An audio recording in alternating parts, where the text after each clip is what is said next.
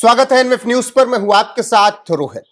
क्या लोकसभा सीटों की संख्या 543 से बढ़कर 816 होने जा रही है?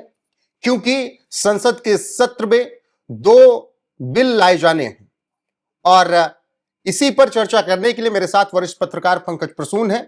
महिलाओं को लेकर बड़ा फैसला होने वाला है। पंकज जी, ये 543 से बढ़कर 816 सीटें कैसे हो सकती हैं? महिलाओं के आरक्षण को लेकर क्या कुछ बातचीत हो रही है? पहले 880 होना था, अब 816 ही हो रहा है। इसका कारण है, आपको याद होगा कि 2024 के लोकसभा चुनाव से पहले नरेंद्र मोदी जी की सरकार ने महिलाओं के लिए 33% आरक्षण के लिए एक महिला वंदन अधिनियम लाया था, महिला शक्ति वंदन अधिनियम। उसमें यह था कि महिलाओं को 33% आरक्षण मिलेगा, लेकिन उसमें एक पेच ये था कि नई जनगणना होगी और नई जनगणना के अनुसार परिसीमन होगा और परिसीमन के बाद सीटों की संख्या बढ़ेगी और तब महिला आरक्षण लागू होगा। अभी अप्रैल से नरेंद्र मोदी जी ने वो जनगणना वाला काम शुरू कर दिया है, लेकिन वो सारा प्रक्रिया होते होते जनगणना के आंकड़े आएंगे, उसके बाद परिसीमन होगा, परिसीमन के बाद लागू होगा, ये होते होते 2031 हो रहा था। लेकिन वादा तो यह था कि 2029 का जो लोकसभा चुनाव होगा उससे पहले ही हम लागू कर देंगे। लेकिन सारी प्रक्रिया तो इन्होंने कहा कि एक काम करते हैं, बेसलाइन नई जनगणना के बाद नहीं रख के 2011 वाली जो जनसंख्या है ना, उसी के आधार पर रखते हैं और उसी के आधार पर जब सीटों का परिसीमन होगा तो 816 आता है। महिलाओं की फिर 273 सीटें हो जाएंगी, महिला सांसद। बिल्कुल, हाँ, महिला सीट हो जाएगा 273 और बाकी जो पूरी तरह सीटों की जो संख्या 543 से बढ़कर हो जाएगी 816। और ये कर लेना है अगले साल तक। 2027 के बाद जो भी चुनाव होंगे वो महिला आरक्षण के साथ होंगे और इसके लिए बाकायदा तैयारियां हैं। छोटे छोटे दलों, जो बाकी विपक्ष के दल हैं, उनसे अमित शाह जी खुद मुलाकात कर रहे हैं। कांग्रेस के साथ भी बात की है। उसके बाद एक ऑल पार्टी मीटिंग बुलाई गई है ताकि एक इस पे आम राय हो सके। विपक्ष का कहना है कि जो आप परिवर्तन कर रहे हैं, जो उसका ड्राफ्ट हमको दे दीजिए। कहा कि हम आपको ड्राफ्ट दे देंगे। देखिए, पास तो ऑलरेडी है। अब उसमें जो परिवर्तन है वो ये है कि महिला 273 है, उसमें भी आरक्षण होना चाहिए ना। मैं वही कह रहा हूं कि क्या सिर्फ महिलाओं का 33% आरक्षण है या फिर SC ST OBC general in सबको भी कैटेगराइज किया जाएगा? नहीं, अनुपात वही रहेगा।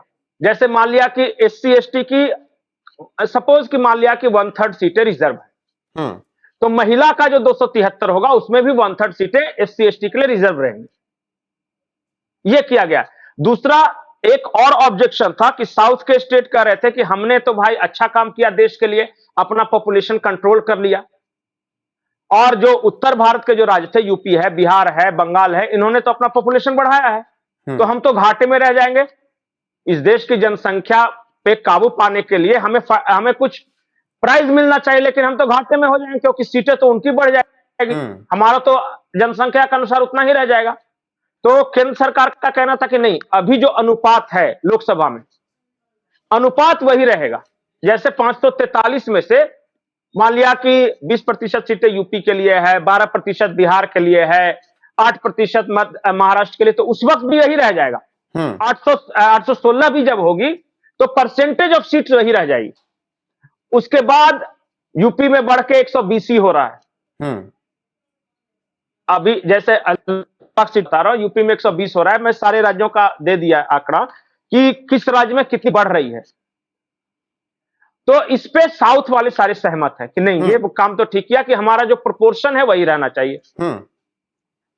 एक और इसमें बात आ रही थी कि भाई ये लागू कब से करेंगे और कैसे होगा।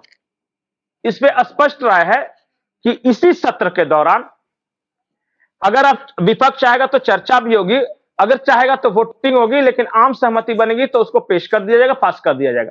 इसके बाद ये राज्यसभा के लिए जाएगा कि जो पहले वाला नारी शक्ति वंदन अधिनियम था उसमें हमने ये परिवर्तन किया है कि बेस ईयर हटा दिया है, जो परिसीमन जो होगा उसको और पहले कर दिया है, अनुपातिक कर दिया, तो ये फिर राष्ट्रपति के पास जाएगा। राष्ट्रपति जैसे ही हो जाएगा वो लागू हो जाएगा, और जैसे ही लागू हो जाएगा 1 साल के अंदर वो सारा कुछ तय हो जाना है कि कौन कौन सी सीटें हैं। मुझे लगता है कि अगला जो उत्तर प्रदेश का विधानसभा चुनाव होगा कहीं बढ़ी हुई सीटों के साथ न हो। चलिए, उत्तर प्रदेश का तो अगर ना माने फिर भी 2029 मान लें कि 816 सीटों पर चुनाव होंगे। उससे पहले जो चलिए 2027 में मान लिया कि फरवरी मार्च अप्रैल में हम अगर सीधे केंद्र का ही चुनाव मानते हैं पंकज जी, हम सीधे केंद्र का ही चुनाव मानते हैं। 2029 816 सीटों पर।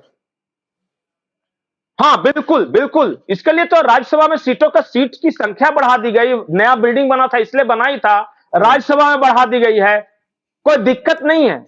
और जब नई जनगणना हो जाएगी पता चल जाएगा तो इसके अनुसार फिर से सीटों की संख्या फिर से बढ़ जाएगी। 1000 करना है टोटल।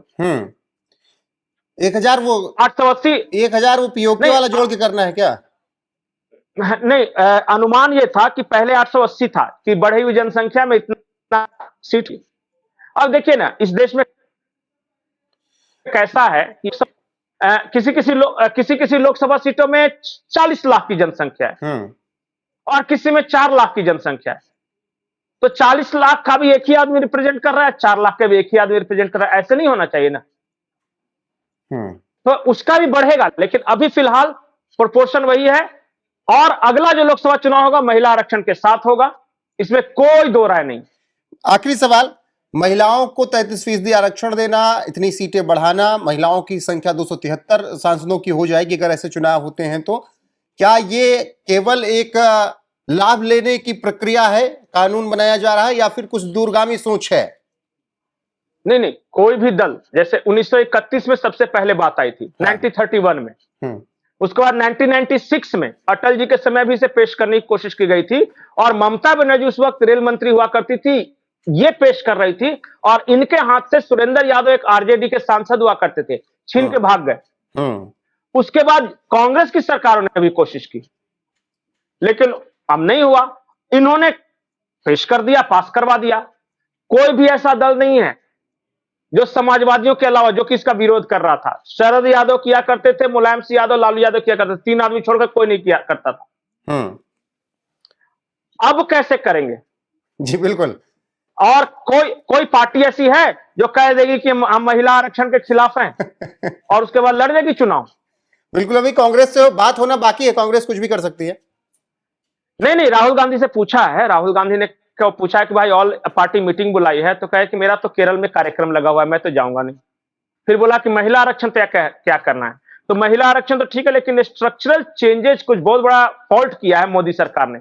सीरियस हो कि क्या स्ट्रक्चरल चेंजेस भाई कह रहे हैं? बोला क्या गलती किया है? तो गलती यह किया कि ट्रंप के कहने पर सब कुछ चलते हैं, मोदी बिक गए हैं। सबने कहा चलिए हम आज मजाक की टोन में आ गए फिलहाल। नहीं, सही बात, यही बोला, मैं भेज दूंगा। चलिए ठीक है, महिला आरक्षण पे बता रहे हैं कि देश कंप्रोमाइज है।